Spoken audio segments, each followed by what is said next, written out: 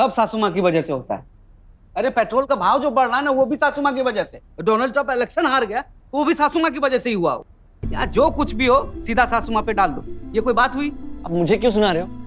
बात करना है तो पापा को जाके बोलो ना। ओ भाई, पापा को बोलो, उनका वेलकम फट जाएगा मुझ पर। उनको खुद समझना चाहिए यार, 40 साल से साथ में रह रहे हैं। उनकी हिम्मत, मेहनत, कोशिशों को उनको समझ में नहीं आता अभी तक।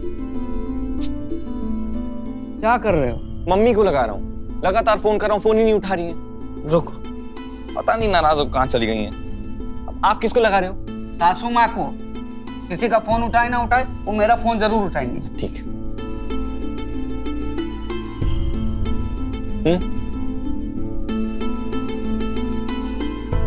आज कुछ ज्यादा ही अपसेट हो गई है सासू माँ। आज तो उनका व्रत भी था, सुबह से कुछ खाई नहीं है सिवाय डैडी जी के डांट के।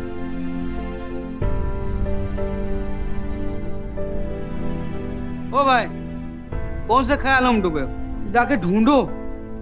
सिर्फ फोन ही करोगे क्या? पता नहीं कहाँ चली गई सासू माँ। अरे यार, मैं आता हूँ। यहाँ के मसले ही खत्म नहीं होते यार।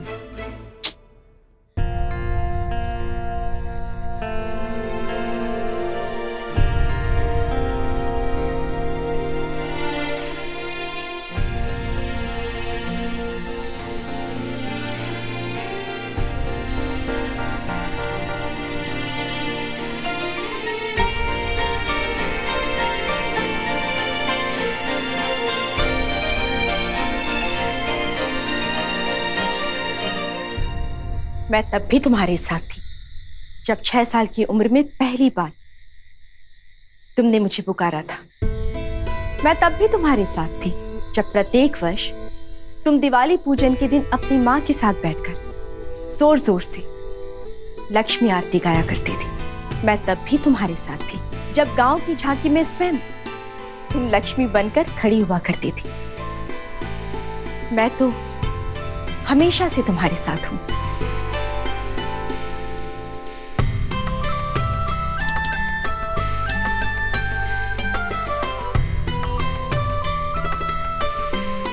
दिव्या,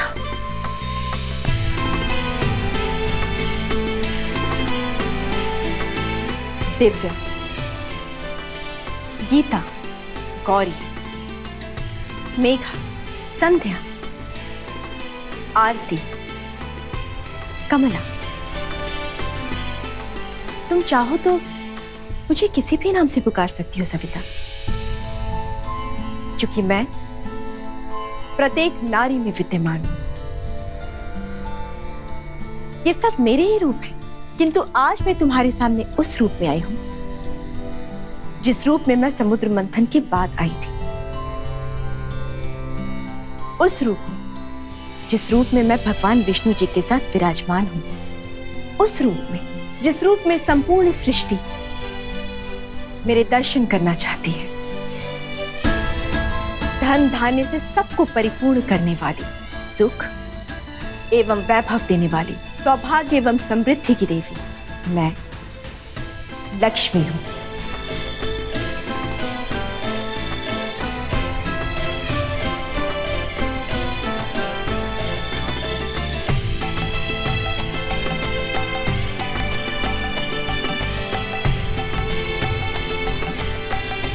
पति, परिवार, बच्चे सब है मेरे। अच्छा, कौन है पति? विष्णु।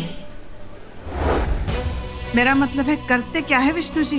एक बड़ी सी कंपनी चलाते हैं, उसकी मैनेजर है। और तुम क्या करती हो? उनकी कंपनी का कॉल सेंटर संभालती हूँ।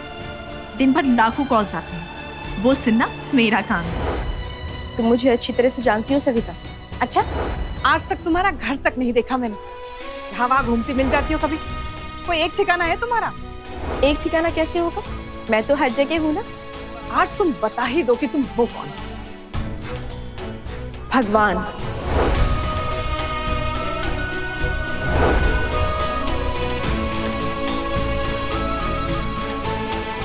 दिव्या, देखा तुमने? क्या? ऐसा लग रहा है जैसे साक्षात लक्ष्मी माँ मेरे साथ थी।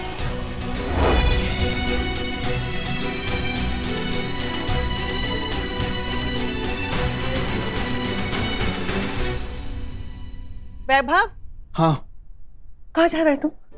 दादी, ना तो घर में श्रेया है ना मम्मी, और ना दोनों फोन उठा रहे हैं। अब घर पे थोड़ी बैठा रहूंगा, बस उन्हें देखने जा रहा हूँ। सुन, तू एक काम कर, तू श्रेया को लेकर आ, सविता को लेने ना मैं निरंजन को भेजती हूँ, ठीक है?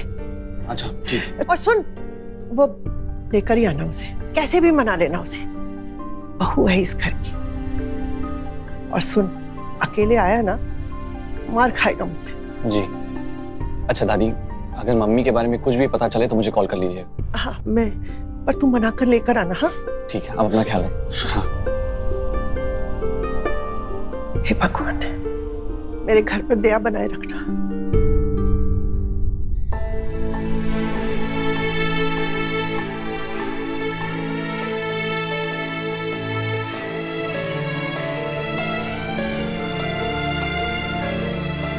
उठो सविता।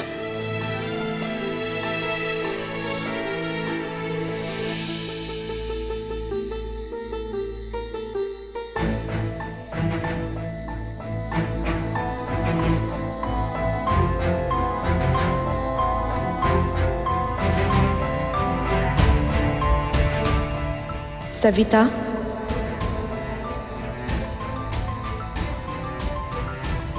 सविता,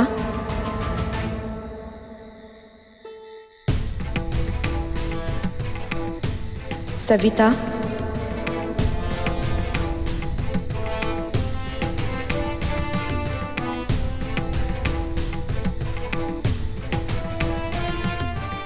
सविता,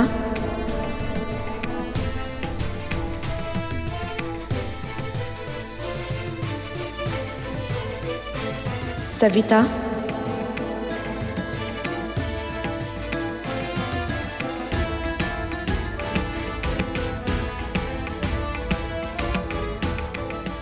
सविता,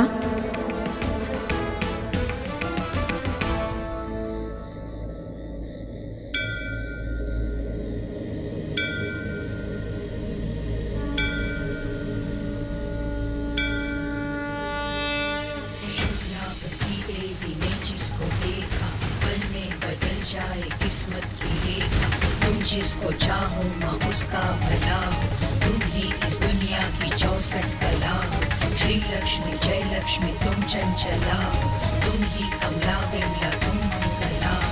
सुमन समन्वित सुंदरी माधवी चंद्र सहोदरी हे भगवती, मुनि गण वंदित मोक्ष प्रदायिनी मंजुल भाषिणी वेदन्ते, पंकज वासिनी देव सुपूजित सद्गुण वर्षिणी शांति युगे। जय जय हे मधुसूदन कामिनी आदि लक्ष्मी जय पालय मां, आदि लक्ष्मी जय पालय मां। कलिकल्पनाशिनी कामिनी वैदिक रूपिणी वेदमयी, क्षीर समुद्भव मंगलरूपिणी मंत्र निवासिनी मंत्रनुते, मंगलदायिनी अंबुजवासिनी देवगणाश्रित पादयुगे। जय जय हे मधुसूदन कामिनी आदि लक्ष्मी जय। साक्षात लक्ष्मी माँ, अब दिव्या के रूप में हर पल मेरे साथ थी। हर पल तुम्हारे साथ भी थी और तुम्हें सही मार्ग भी दिखाती रही, परंतु तुम्हें तो मेरा दिखाया हुआ मार्ग समझ में ही नहीं आया। और कितने प्रयास करती मैंने तुम्हें कहा उत्तर तो तुम दक्षिण, मैंने तुम्हें कहा पूरब तो तुम पश्चिम। तुमने तो भगवान को ही असहाय कर दिया।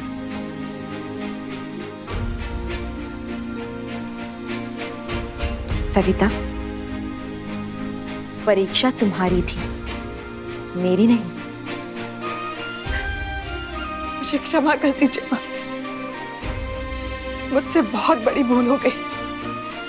अगर मुझे पता होता कि आप दिव्या के रूप में स्वयं माँ लक्ष्मी है, तो मैं आपकी हर बात मान लेती।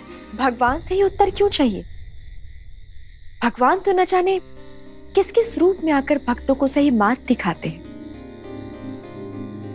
जिस प्रकार से मैं दिव्या के रूप में आई, हो सकता है कल को कोई सामान्य व्यक्ति तुम्हारी समस्याओं के निवारण का सुझाव दे, तो वो भी तो भगवान का ही रूप हुआ ना।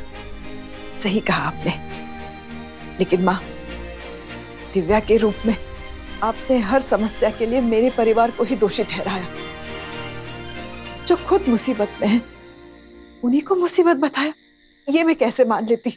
अब जो हुआ उसमें मेरे परिवार की क्या गलती है? अब जो हुआ सो हुआ, आपके साक्षात दर्शन हो गए हैं। अब तो आपको मुझ पे अपनी कृपा बरसानी ही होगी।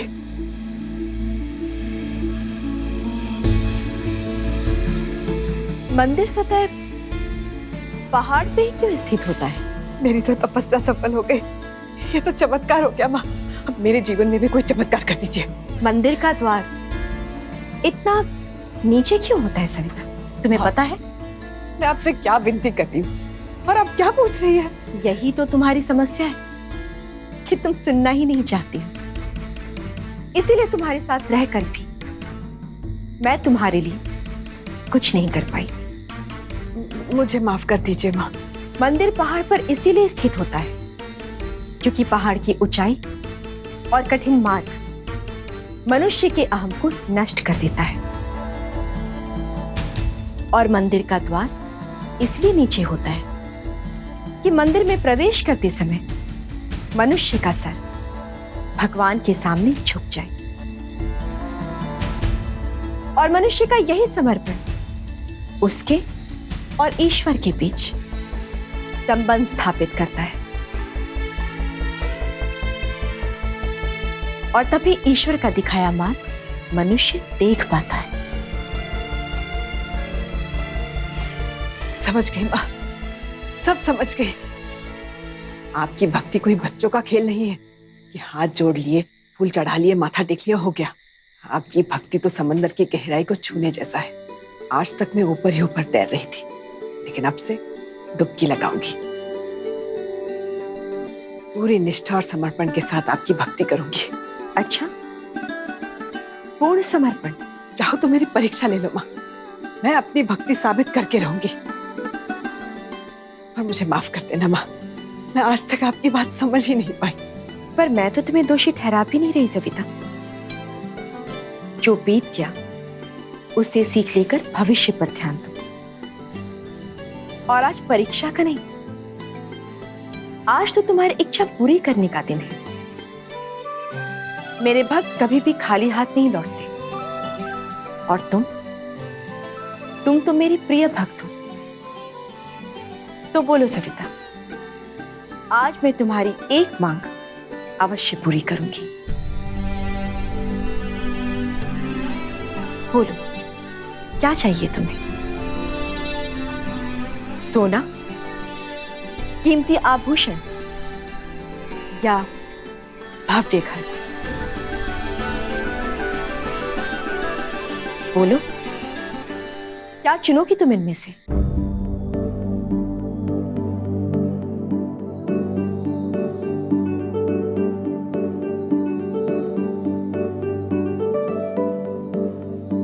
मुझे भगवान चाहिए। आप मुझे कुछ मत दीजिए, बस मेरे घर में आके विराजमान हो जाइए।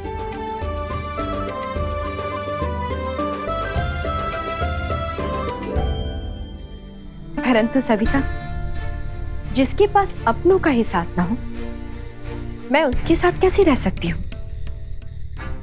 मैं तो केवल उसी घर में प्रवेश करती हूँ जिस घर में सब एक साथ खुशी से रहते हैं। मैं तुम्हारे घर अवश्य आऊंगी सविता, परंतु केवल तब जब तुम अपने अधूरे परिवार को पूरा कर लोगी।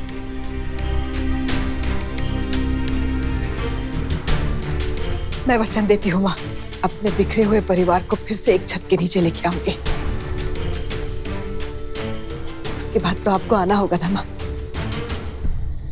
आओगी ना माँ? अवश्य आऊंगी। जब घर में सब साथ होंगे और सबके बीच कलेश की जगह शांति होगी, तब मैं तुम्हारे घर अवश्य आऊंगी। किंतु मेरे दर्शन केवल तुम्हें ही होंगे सविता, और किसी को नहीं। ठीक है माँ, जो जो आपने कहा है मैं वैसा ही करूंगी। आप किस समय आओगे? कुछ तो बताइए।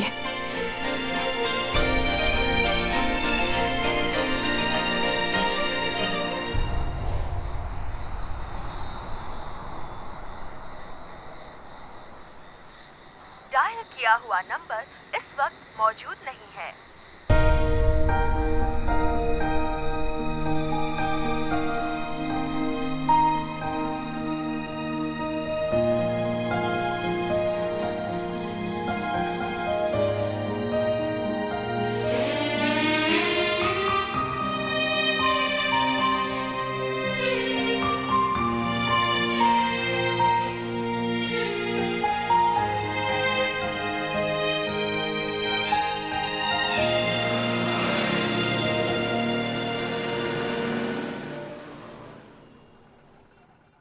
बताओ माँ, कोई समय तो बताओ, कब आओगी? मम्मी, आप यहाँ आओ।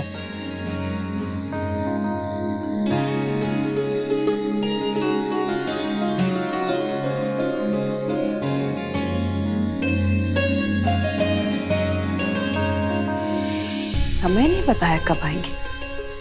मम्मी, कहाँ देख रही हो? किसी को नहीं। चल घर चल, बहुत सारी तैयारियां करनी है।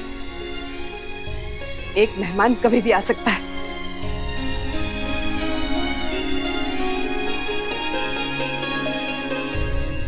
चल।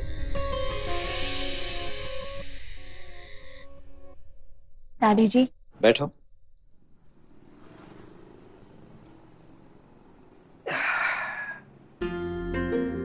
ऐसे अकेले नहीं बैठते।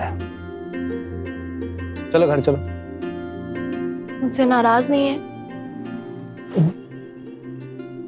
पता है किससे शादी की है तुमने? एक नंबर के गधे से। नहीं, एक दुनिया में ही रहता है वो।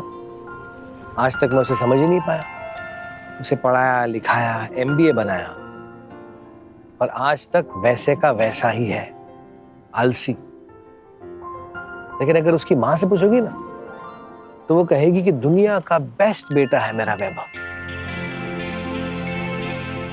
और जब मैं उससे कुछ पूछता हूं तो कहता है कि कर लूंगा पापा, हो जाएगा पापा।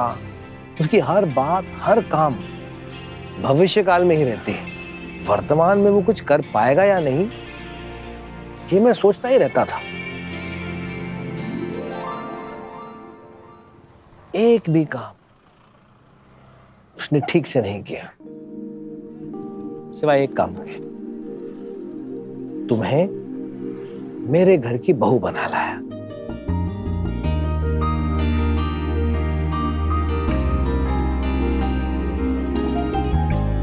पर ये बात उसकी मां नहीं समझ पाई। ऐसे दिल की बुरी नहीं है सविता, समझ जाएगी। पर तुम इस बात को अपने दिल पे मत लगाओ। ये मत समझना कि तुम्हारी सास ने तुम्हें डांटा है। ये सोचना कि तुम्हारी अपनी माँ ने तुम्हें डांटा है। और फिर जब अपने डांटते हैं तो इतना नाराज थोड़ी होते हैं कि घर छोड़ा है। चलो घर वापस चलो। डैडी जी, आपको लगा मैं घर छोड़ के आई हूँ? हाँ, तुम मैं बैग और सामान। अच्छा, ये बैग, इसकी तो चेन खराब हो गई थी, बस वही सही कराने आई थी। भैया, कितने पैसे हुए? 100 रुपया। रुको, मिलो। डैडी जी, बड़ी मुश्किलों से मुझे इतना खूबसूरत परिवार मिला है। आपको पता है, जिस दिन मैंने इस घर में पहला कदम रखा था ना, तभी मैंने सास को माँ मान लिया था। अब उनका बुरा मान के कहाँ जाऊंगी? ये मेरा भी घर है। सबके साथ रहना सिर्फ मेरी खुशकिस्मती नहीं, ये जिम्मेदारी भी है।